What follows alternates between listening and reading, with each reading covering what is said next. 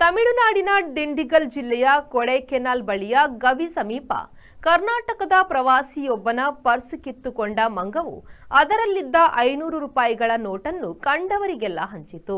ಕರ್ನಾಟಕದ ಒಂದು ತಂಡ ಗುಣಕವಿ ಎಂದು ಪರಿಚಿತವಾಗಿರುವ ಈ ಗವಿ ನೋಡಲು ಪ್ರವಾಸ ಬಂದಿತ್ತು.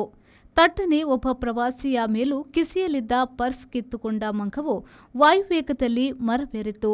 ಅನಂತರ ಪರ್ಸ್ನೊಳಗಿದ್ದ 500 ರೂಪಾಯಿಯ ನೋಟುಗಳನ್ನು 1-2 ಎಂದು ತೆಗೆದು ಕೆಳಗೆ ಯಾರ್ಯಾರಿಗೂ ಎಸೆಯತೊಡಗಿತು. ನೋಟು ಸಂಗ್ರಹಿಸಲು ಒದ್ದಾಡುತ್ತಿದ್ದ ಪರ್ಸ್ ಕಳೆದುಕೊಂಡ ವ್ಯಕ್ತಿಗೆ ಇತರ ಪ್ರವಾಸಿಗರು ಸಹಾಯ ಮಾಡಿದ್ರು.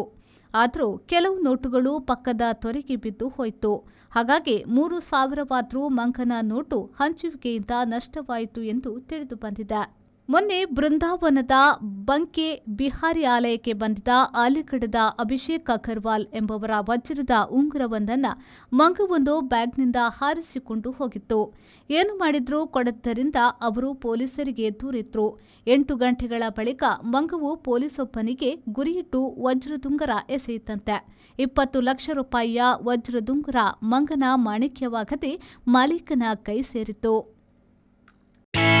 Ideal ice cream, milky way to your heart.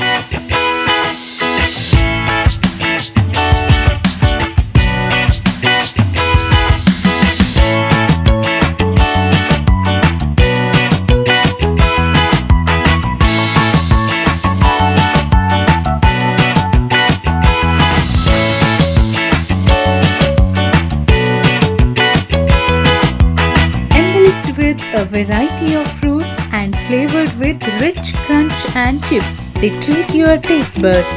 Ideal ice cream.